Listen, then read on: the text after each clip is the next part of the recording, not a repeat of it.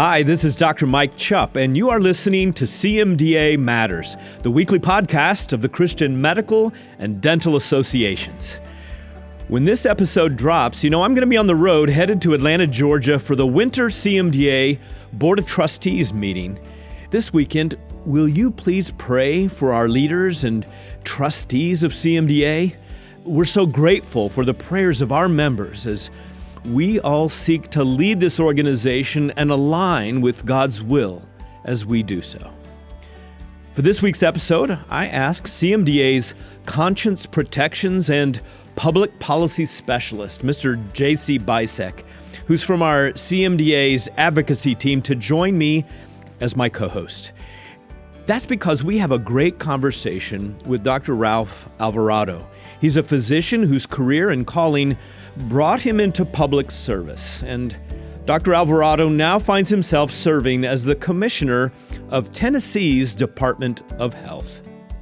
Keep on listening, and you're going to hear more about the unique calling from God for Dr. Alvarado as he went from healthcare to public service. You're going to hear about his amazing perseverance to even have the opportunity to serve first in the state of Kentucky and then in Tennessee, because he lost in 3 different elections before finally winning a seat in the Kentucky legislature. It kind of reminds me a little bit of the story of another Kentuckian, one of America's greatest presidents, Abraham Lincoln. I want to ask you to hang in there with us for the audio. It starts off just a little bit garbled on Zoom, but it gets better quickly. So let's listen in.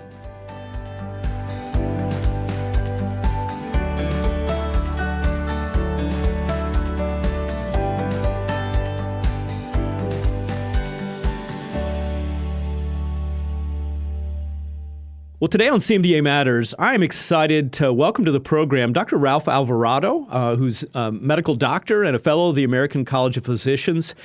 Earlier this year, 2023, he joined Tennessee Governor Bill Lee's cabinet as the 15th commissioner of the Tennessee Department of Health. He had spent nearly a decade in public service, actually in the state of Kentucky as the first Hispanic member elected to the Kentucky General Assembly. And then he was highly desirable by our governor, and so recruited to come take that post that I just mentioned. Thank you today for joining us, Dr. Alvarado. It's my pleasure. It's great to be with you guys. So I've also asked our public policy specialist, J.C. Bisek, who works on what I call the A-team, our advocacy team. So welcome to the program, J.C. Thanks for having me, Dr. Chupp.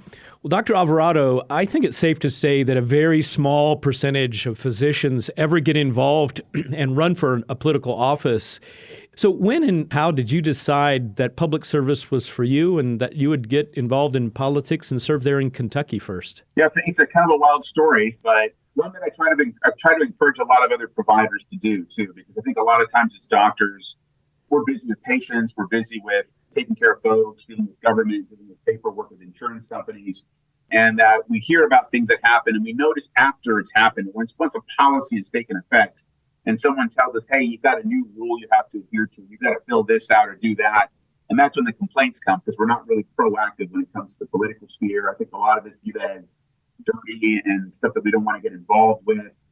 Because a lot of us are much more altruistic and we're worried about our patients and their everyday care. We don't have the time to follow a lot of those things. But it's important for us to be engaged and be involved, whether it be with your specialty or organization or whether state organized medicine or any kind of other organization that will advocate for your views on health, to be involved at that and be at the table. Otherwise, we're typically on the menu. And I think a lot of docs are frustrated looking back that we wish we would have been more engaged, or somehow it's been taken, the control of medicine's been taken away from us. The way I got involved was really, I was, young Republican, raised up in the Reagan era. My parents were immigrants. Father always instilled the need to vote and be engaged, and he took a lot of pride in that. But I was never a political science guy. I was a biology major. I went to, didn't have a lot of money. I overloaded my credits. I finished my college years in 3 years. I was the youngest guy in my med school class. Got through med school, got through residency. My wife and I met when I was in med school. We got married. And when we were finishing up in Kentucky, we decided to stick around. I joined the State Medical Association. They reached out on a tort reform bill and asked for me to call my state legislator to ask him, because he was a kind of a swing vote to vote a certain way for the bill. And so I contacted the guy and He thanked me for calling him, and in the end, he didn't vote at all. He skipped the vote on purpose. And that got me almost more upset. I could almost handle the guy not voting my way, but saying, at least listen to your position. And I waited out and waited, but he just didn't vote. He got scared to vote. And I told my wife, I got to get more involved with the political process, because this is the kind of stuff that would upset me about it with politicians. And I went to the office one morning a couple of months later. Someone was knocking on our door campaigning for office. My wife answered and said, "Oh yeah, we're Republicans. Put your sign out there. By the way, my husband wants to get more involved." And that guy was the local party chairman. He said, "I've heard of your husband." And so he gave me a call and said, "Hey, listen, here you got a pretty good sized practice here in town. How about running for state house?" And I thought, I'm a young guy full of, what? And I thought, hey, look, these guys are a bunch of knuckleheads. I can fix this stuff. Let me at them. And I ran for office in 2004, followed exactly what the party told me to do, raise money. I knocked on every door in the county. So I finished my office work. Before I'd hit all my notes and stuff, I'd leave. I'd go campaign until it got dark, came back to the office, finished notes, did that every day during a campaign. We lost in 2004, lost narrowly. And then they said, "Hey, your name ID's up, run again in 2006. So I ran in 2006. It was George Bush's second term, midterm, horrible year for Republicans. I got crushed. And, well, that's, I'm not going to run again. 2010, the party called me up and said, "Hey, we want you to run for state senate now against that guy that didn't vote, against that guy."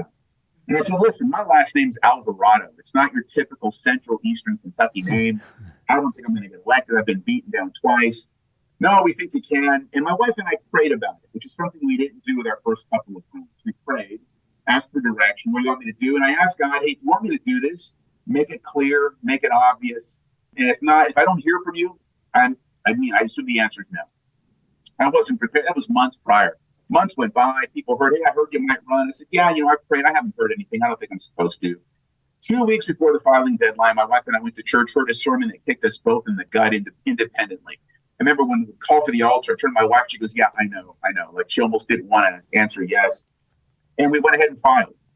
Ran a really strong race. We won our home county. We won 2 of the 6 counties, including our home county, which in rural parts of Kentucky and Tennessee is a big deal because people there know my opponent, who was the guy who was the incumbent for 12 years or something, was known and from that county. So here I am, an outside kid, and won. And then we lost in the end. And I thought, okay, God, I asked for this, and this is what happened. And they said, "Hey, look, 4 years, the census is done. We're going to redistrict, do it one more time." I told my wife, and she goes, "This is it. Get it out of your system." She goes, "That's 3 times already. What do you want to keep running for?"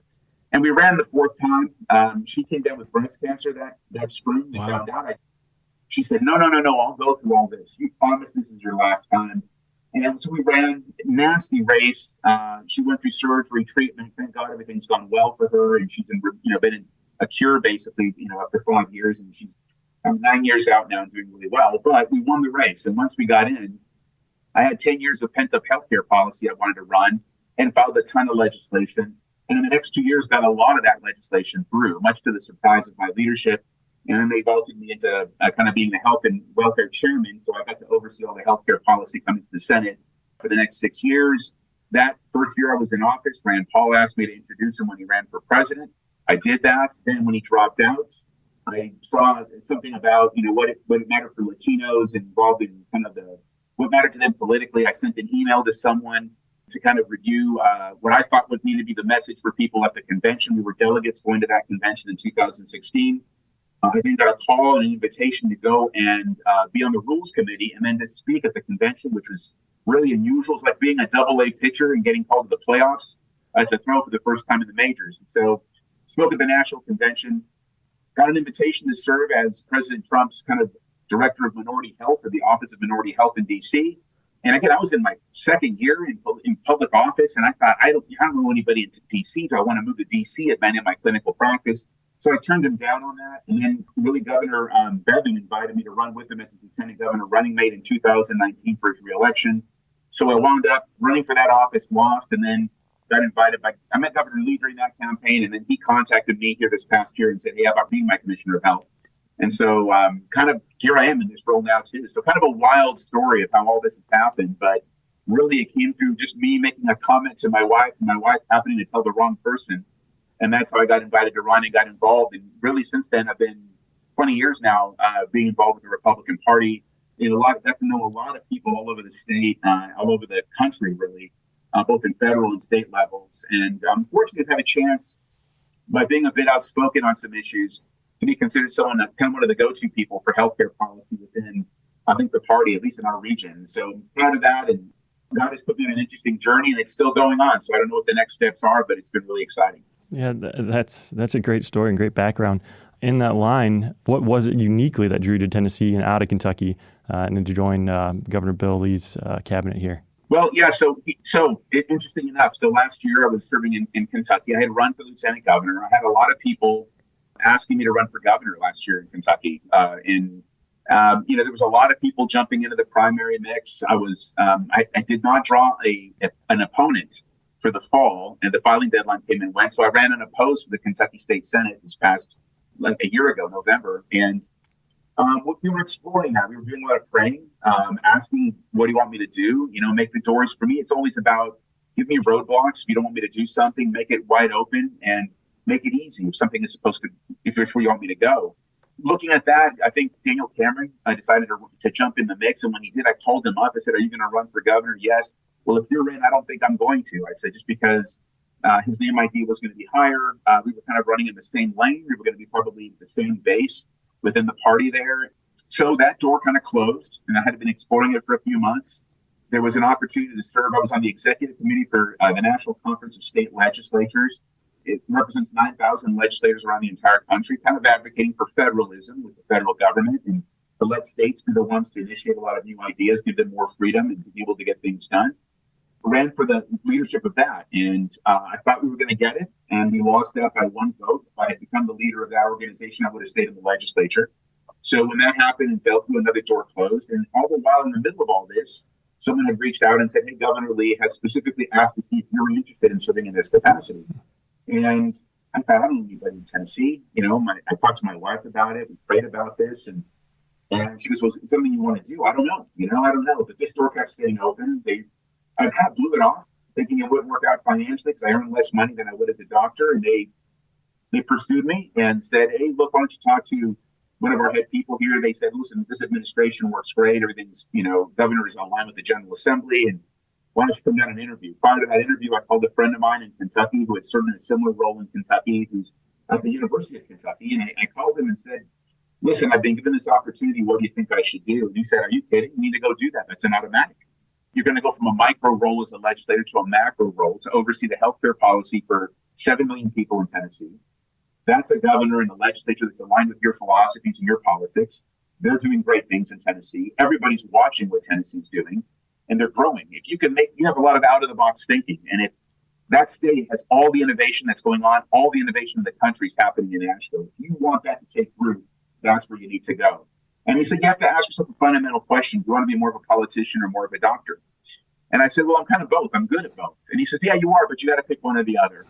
And I said, well, the political stuff is for a short while. I'm a doctor for life. And he goes, well, then you need to go. That's the proper role. You can make a bigger impact. And if you can make Tennessee move positively in a healthcare direction, all the states around you will follow suit.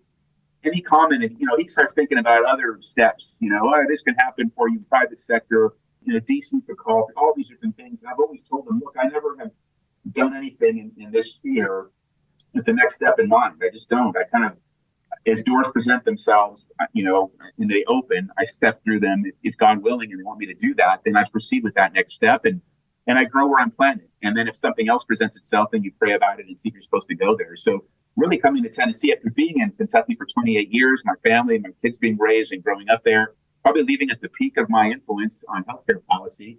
This is the door that opened, and I stepped through it. And so here we are.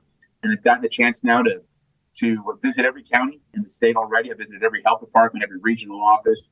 I've gotten a good feel for what's going on in Tennessee, trying to re-energize a department that's been beaten down by the pandemic. And people that said you were doing too much, you're not doing enough. And a lot of people in the department just trying to do the right thing moving forward. And really an opportunity to refocus what the department's going to go after we come out of COVID now, to start getting back to our roots as a department, to start angling on the things that are going to be affecting, what kills most Tennesseans is heart disease and cancers, and trying to get back to a way that we can detect those early, find ways to reduce those diseases in people, and give people here an opportunity to live longer and better and healthier lives. And so it's been again, an interesting turn of events. When you would have told me a year and a half ago I'd be in Tennessee doing this job, I would have said no way. But again, the opportunity presented itself. We prayed, and when we came, the doors opened, and so we followed in faith to a certain degree. So we've been here for 9 months, and we're really having a blast, enjoying it. The state is great. People have been very friendly, very warm with their reception for us to come here and kind of do our work. Well, Dr. Alvarado, our listening audience is national and even international. And I noticed that in your track record is that you've been co-chair of the National Coalition of Physician Legislators. And so I'm just curious, for those who are listening across the country, other physicians who maybe not yet they've considered going into public service, but what would you say distinguishes physicians who choose to do this sort of public service versus maybe other professionals who go the path that you've gone? It's a sacrifice. I mean, I think I've had a lot of colleagues who've asked. You saw, I had a lot of effectiveness in the General Assembly. I was pretty compelling behind closed doors. I could convince other colleagues as to why they needed to vote for certain things. I wasn't always successful, but more often than not, I was. And so a lot of them say, hey, I want to do the same thing. How do I get involved? And I'd say, well, you have to suspend your practice from January through April when session was in. And so if you're a surgeon, you have to not do surgeries for 4 months.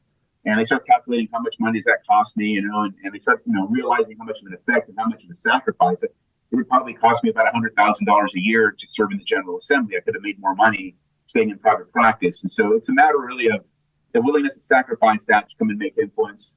I found a lot of fun, watching my colleagues and doctors who had always envisioned politicians never listening to them, never following their advice, that finally having someone on the inside who understood them, who was fighting for the things they fought for and seeing success. It energized other doctors. I got a lot of energy out of that. I had a lot of fun watching doctors feel like they were in control on certain things again, which is something that we feel like we lost. So that was part of it.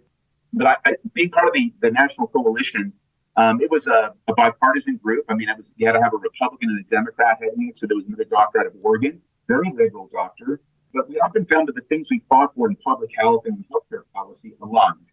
More often than not, those things aligned. There were occasions when we differed on certain things. So obviously, I'm a very pro-life guy. My counterpart was very pro-abortion. So we just didn't, on those topics, there was just never any. We're not even bring that up for debate because we know we're not going to agree. So we would agree to put those things aside and focus on other things. And we would, if I was going to work on things that were pro-life, things I work with my Right to Life organizations in the state, and I would advocate through that. When it came to the medical organizations, often if you brought those in, I didn't bring those up because I knew that I would tick off half of the membership who might not agree with me. But the other side often would bring their proposals wanting to force the side on my side to do what, and I would tell them, look, don't do that. You're going to divide the doctors who can agree on a lot of different things. We agree on smoking policy. We agree on things we need to do for drug treatment and helping expand coverage for folks. And a lot of those kinds of things we can all agree on. When you bring in topics that would divide the membership, it would potentially blow it up and ruin it and say, don't do those things. Fight those fights outside of the organization. And so we often would try to avoid some of the topics that were very divisive to make sure that we were unified. And the things that we talked about, the doctors would agree on. So it was a bipartisan group. I often didn't know what political affiliations they had. I mean, they were all obviously political because they were one party or the other, but the topics were more educational, more topics that there was agreement on, that we could find a way to work together. We would meet quarterly by Zoom, typically even before the pandemic. And, when there was a national meeting of legislators, we would often just kind of break off on our own side to have coffee or lunch just to talk about what was going on in their states and what solutions could you find. So it was a good work group, but people from wide backgrounds. And again, most of the folks that were physicians were there for the improvement of health outcomes in their states and trying to get policies that would protect the patient-physician relationship and kind of foster that. And that was a lot of the energy behind it. And it often was it felt nonpartisan, to be perfectly honest, which is a little bit of a nice break sometimes. Dr. Alvarado, you mentioned being able to maybe still do practice in the Kentucky General Assembly. Is that the case as Public Health Commissioner in Tennessee? Are you still seeing patients? I am, yeah. So part of the condition, again, like I said, the pay was less. So I ask, and I still see some patients. I'm really a clinician at heart as it is. And I'm doing long-term care mostly now. Kind of the traditional medical practice, which I had for years. Like a lot of doctors, we sold out our practice back in 2013. 3 years in, they changed our computer system, really slowed me down. And I had a computer system prior that worked well, but the new one they put in was really not very good. And my numbers went down. They said, hey, your numbers are down. We think it's all this political stuff. And I said, no, it's the computer system. Give me my old one back. I'll be back up to speed. Now you'll get used to it. In the meantime, we'll cut your salary in half. And I said, yeah, well, if you're going to do that, I'll go back to being independent. And they said, okay. And I said, okay. So left clinical practice and kind of did long-term care, which I had always done a little bit of, but really expanded that. And so those folks are, in the nursing homes on weekends and holidays. And so what I talked to the governor's team, they said, when I asked them, could I still do clinical practice? They said, we would encourage you to do that. We think it keeps you grounded. And I said, great. How much time do I get? Well, we'll give you 2 hours a week. Well, the drive back is 3 hours and 15 minutes. And I said, look, how about instead of 2 hours a week, you give me 8 hours 1 day a month? And they said, yeah, same amount of time, same precedent. And it's out of state, so there's no conflicts here in Tennessee. So yes. And so what I do is I typically take 1 day around a long weekend. So the next long weekend's Thanksgiving Day weekend. So I'll take 1 day around that weekend as my clinical day for the month. And then I'll drive up there, let's say Tuesday night. I'll take Wednesday, Thursday, Friday, Saturday, Sunday, and round on patients those days. Spend the next week and a half doing my medical notes.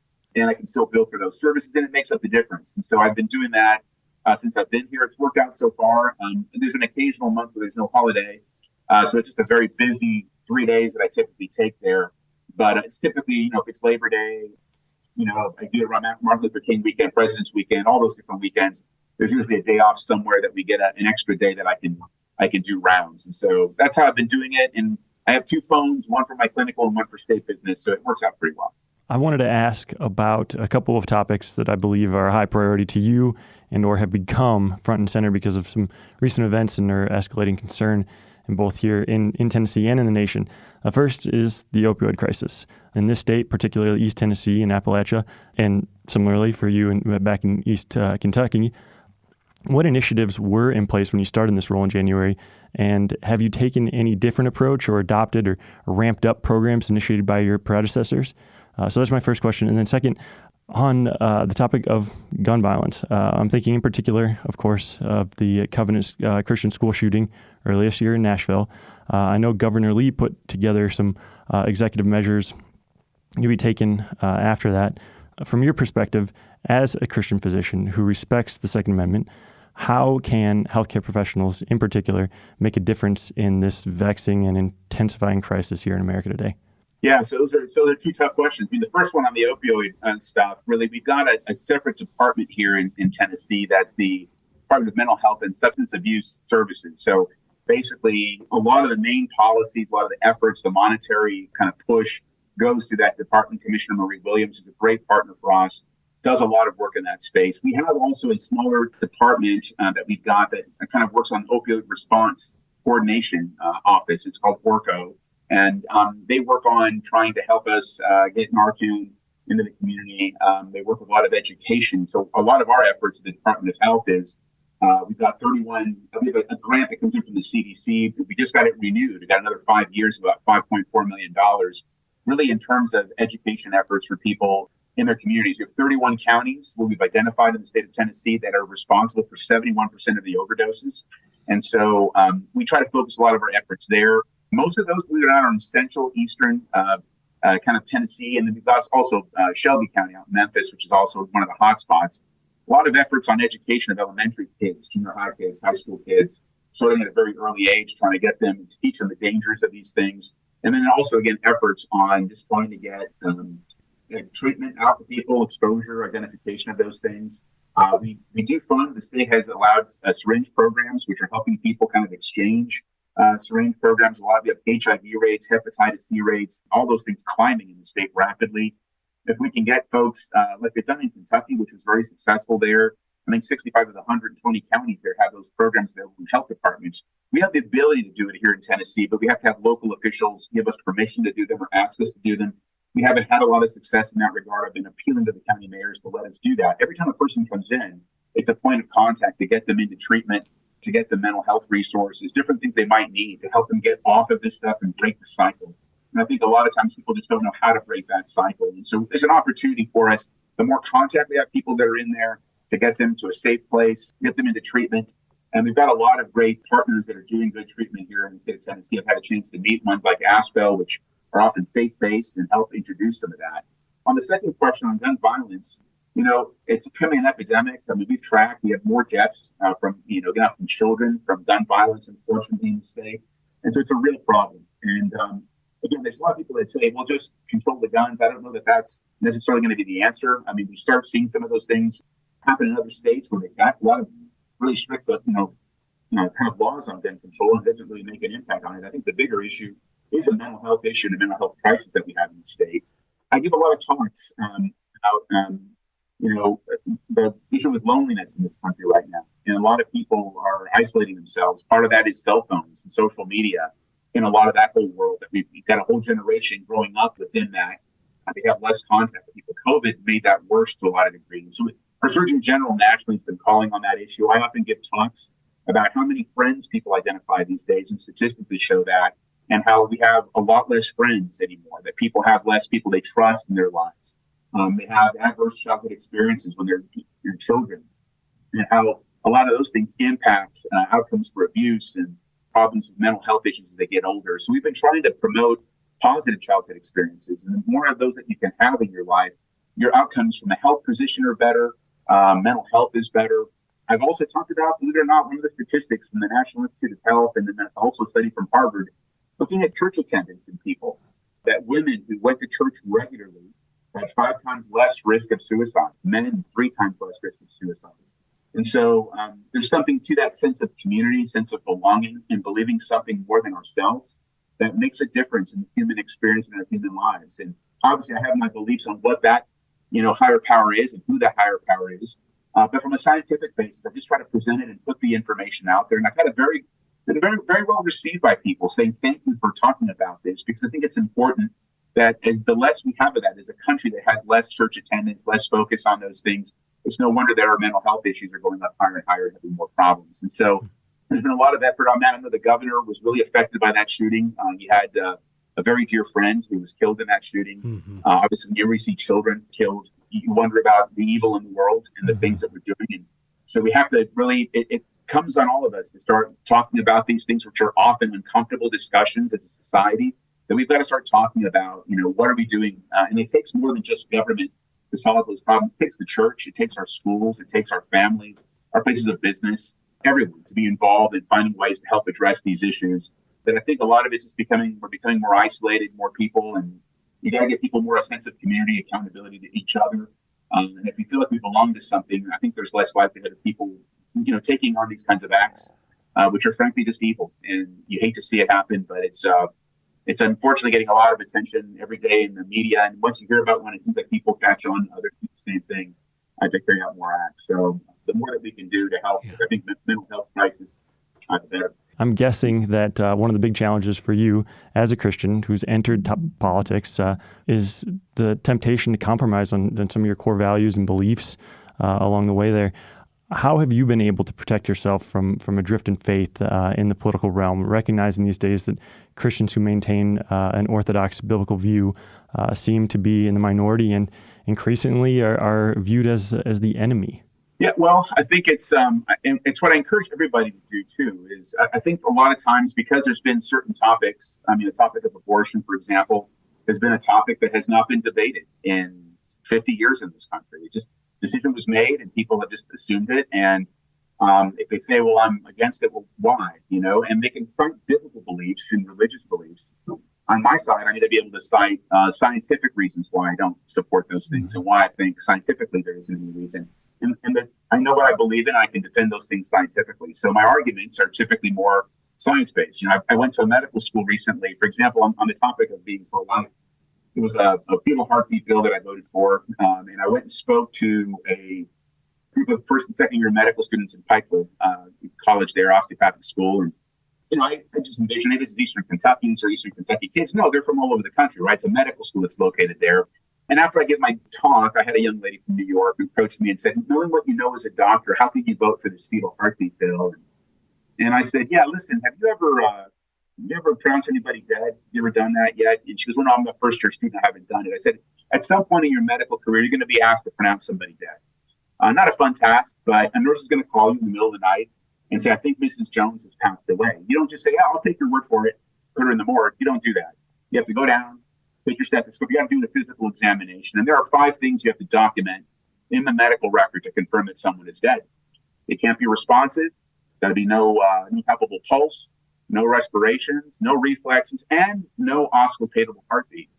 If any of those 5 things are still there, that person's still alive. You can't declare them dead. And that's understood. That's medical. We do it in every death note you see. Those things are documented to confirm that someone is gone. So if you hear a heartbeat at the end of life, that's still a sign of life. If you hear one at the beginning of life, you would hear one there, and it's not someone else. That belongs to somebody. It's a sign of life, as we determine at the end of life. And I said, and we often use DNA as a human identifier as well. If your DNA is somewhere, someone knows that you've been there. It can't belong to anybody else. It's an identifying human marker of you individually. It can only exist for one individual in the entire universe. So if you've got a mom sitting in front of you and you listen to her chest, her heartbeat's 80, but you listen to her abdomen and there's one of 150, that's not her heartbeat, but it's somebody's heartbeat. It's a sign of life you've already determined. And if there's a unique collection of DNA inside that mother as well, that is not her own, that's a human identifying marker. So if you have both of those together, life exists there at the very least. Most of them were kind of a little stunned. It wasn't, hey, the Bible tells me this. Hey, this is what God has said. I believe all those things, and that's all part of my faith. But my scientific understanding aligns with my faith as well. And so I had a lot of students that would once send me an email later on saying, hey, I'm an atheist, is what the kid told me. I appreciate someone arguing this from a non-religious standpoint. And my response to him was, if at the end of your medical education, you're still an atheist, you haven't learned anything in medical school. You make your body way too complex to be something just done by random happenstance. It's completely and clearly by design. And so a lot of the things that I've developed, I often have argued in my own mind prior. If I'm going to argue something publicly, I have to be able to reason that and logically explain those things. And we as doctors are all trained to be that. But we have to be able to express those things from a scientific and logical basis. And if you can, it's difficult for people who oppose you to do that. Now, some might have, a logical arguments in the opposite, and you can argue, and that's part of the whole debate in politics. But that's how I've approached things. And I often use the example of Paul. Paul arguing with the Greeks, from sometimes a scientific angle, and he came from those things to speak that language. You got to do the same thing when it comes to medicine. Is often have some things that are being questioned, which I find sometimes ridiculous and questioning, but people come with an opposing standpoint. You have to be able to defend those things, I think, scientifically. And that's where I found it to be a little bit of an easier argument. When I come from that angle, people have always respected that. And I always encourage young people, know what you believe in and why you believe it. And it's not just enough to believe it. You have to know why and to defend it. And believe me, the science defends the things that we often read biblically. So it's all there. It's just a matter of hashing that out and developing the arguments and being able to defend it. Well, thank you, Dr. Alvarado, for joining us today on CMDA Matters. And I hope there's going to be another opportunity for us to get back to have you back on the program to talk about something, whether it's in Tennessee or across the country. We didn't even have a chance, JC, to talk about healthcare right of conscience, but that's a big deal these days for our members, is to be able to protect their right to practice conscientiously. So God bless you, and our prayers are with you. Thank you so much, guys. I appreciate your time. Thank you. We're excited to announce the newest addition to CMDA's long list of resources for our members, and it is specifically for students and residents. Called Standing Strong in Training, this new curriculum helps healthcare students and residents stand up against the cultural pressures facing Christians within healthcare today.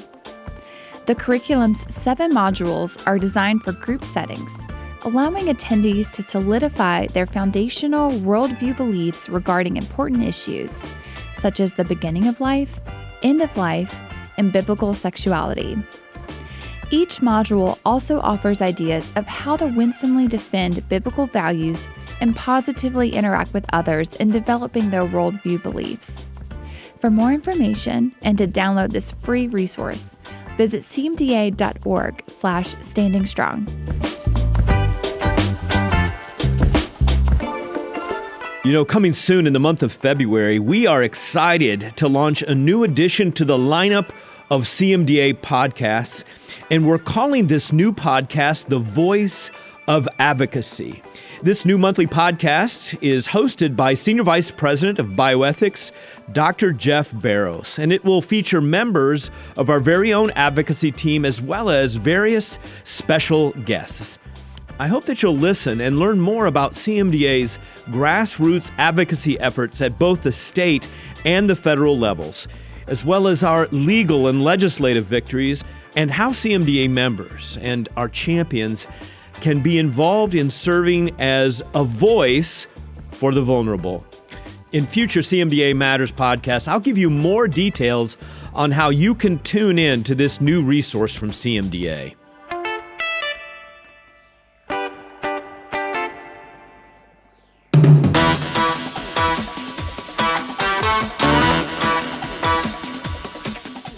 It may still be winter, and you might still have snow on the ground where you're living, but our team here at CMDA is already looking forward to spring, because that means the arrival of the 2024 CMDA National Convention. I want to know, have you taken the time to register yet?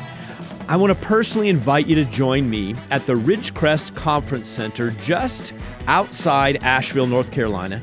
It will be May 2nd through the 5th, as we raise His banner. That's our theme, together. This is my absolute favorite event of the year, and I can't wait to join together in worship and fellowship with hundreds of my fellow Christians in healthcare. If you'd like to register and learn more, just visit natcon.cmda.org.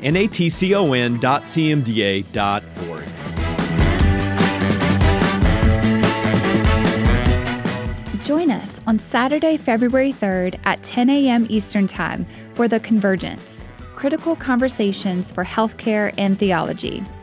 This is a virtual webinar hosted by CMDA and the Hendricks Center at Dallas Theological Seminary.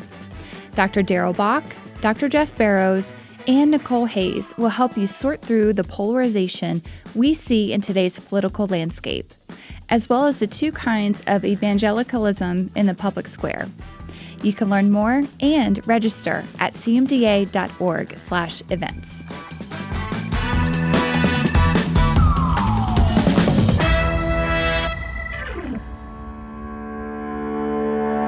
Well, next Thursday, we've got a great interview ready as we enter the busy month of February, as it is the beginning of Black History Month.